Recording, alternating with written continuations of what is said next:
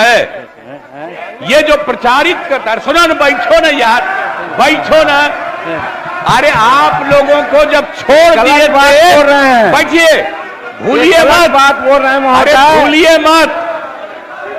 अरे 13 में जब आप लोगों को छोड़ दिए थे, अब अकेले थे, तो हम, अरे चुनो रे यार, कुछ जानते हो, बैठ जाओ।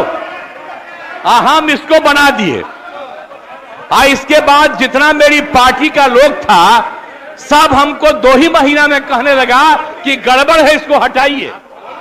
और अंत में हमको बाध्य किया, तो फिर हम बन गए थे।